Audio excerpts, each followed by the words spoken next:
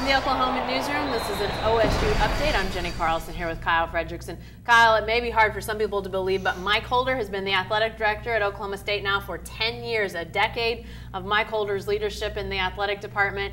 He's obviously been around for much longer than that, essentially an OSU lifer, having gone to OSU, coached the golf team for all those years. But obviously his impact, it's unmistakable. Oh, absolutely, and it's pretty amazing looking at his career arc. And you had mentioned that he was the golf coach at OSU, built that program pretty much single-handedly with the fundraising for Carson Creek, bringing them to national prominence. So when you bring a guy like him who maybe doesn't have that administrative background, that business background that a lot of these ADs have, you wonder how he's going to do in the role. But the one thing that he's proven over and again is his ability to raise money. And in today's world of college athletics, that might be the most important thing an athletic director can do. But in talking with players and coaches yesterday about their relationship with Holder and their image of him, you know, obviously the facilities are huge. But over those 10 years, you know, Holder is a guy who has just shown dedication to the football program behind the scenes as much as in front of the scenes, going to practice, talking with players, you know, being a guy in the program who's known and has that support for the team.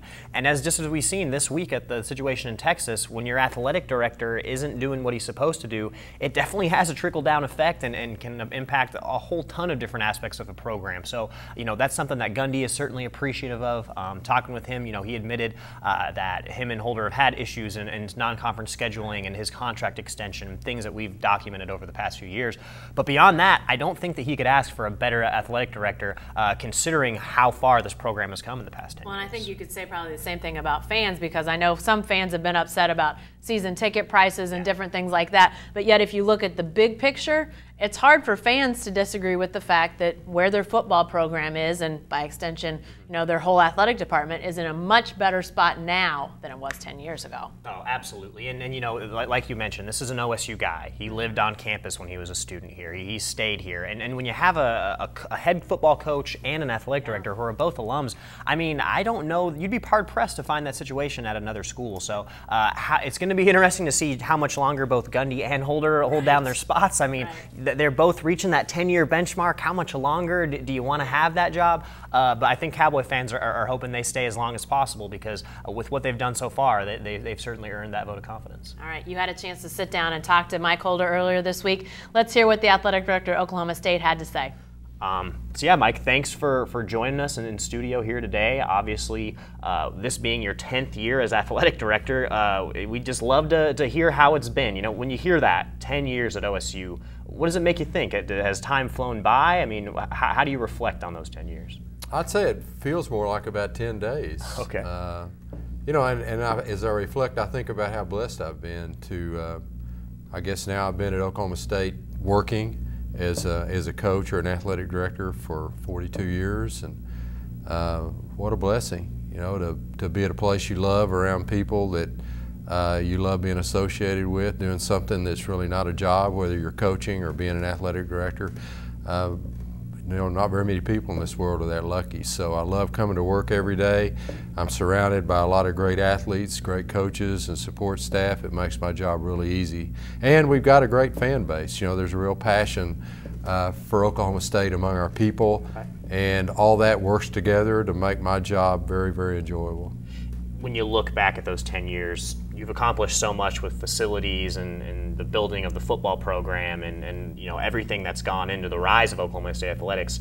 Is there certain things that you're more proud of than others, certain things that stand out that when you look back and think, you know, I'm so glad we were able to accomplish this in this decade? I think the thing I'm most proud about is that Boone Pickens had the wherewithal and the intestinal fortitude and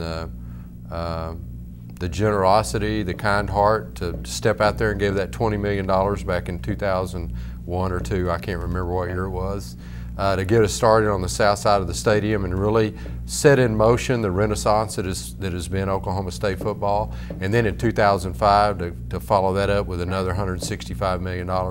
The most gratifying part of that was, you know, he was concerned that if he gave a lot of money, that it would cause our fan base to just take a step back and say, well, just let Boone pay for everything. And he was afraid it would stifle the support from others. And it's been just the opposite. It's encouraged other people to do the same thing. It's given them hope.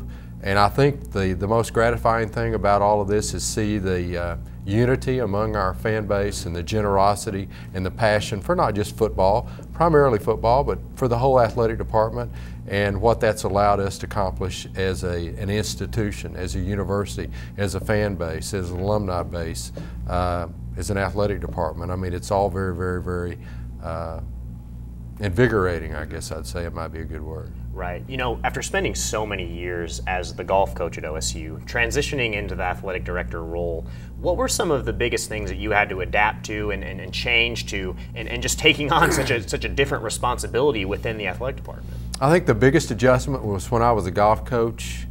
I called the shots. Yeah. You know, I rule the golf world at Oklahoma State University. The athletic director at any institution rules nothing.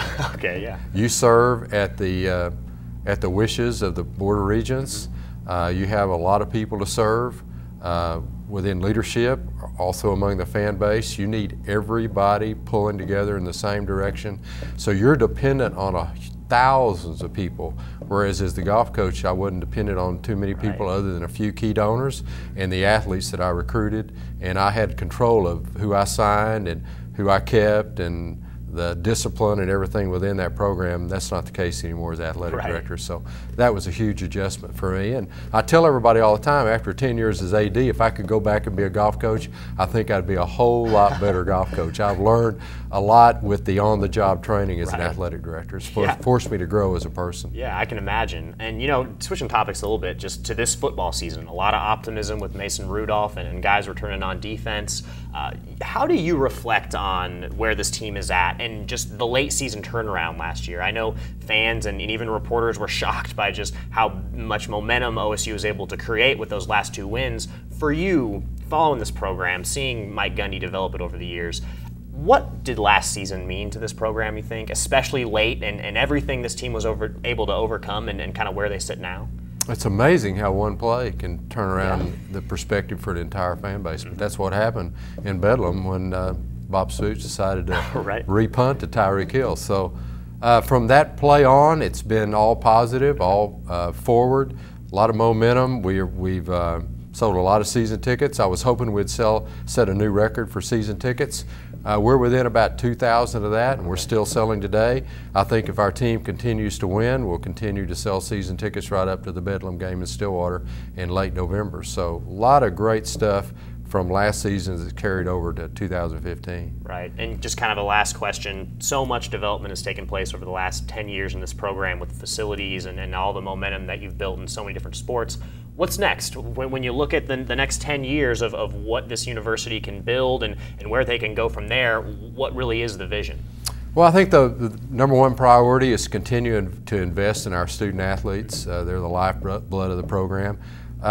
And just as important are our coaches, because those are the guys that are guys and girls, women, young women that go out and make the decision to who to recruit and bring to our campus. So those two constituencies are critical. We need to take care of them, make sure that everybody has the resources to achieve at a championship level, and then complete the athletic village so that every program had the facilities necessary to recruit and develop the best talent in the world. Gotcha. Thank you so much. Mike Holder, 10 years as athletic director, certainly quite a mark he's left on the program. And so as we move forward with this season, be sure to stick with the News OK coverage team every day online at newsok.com and in the paper, The Oklahoman. Thank you.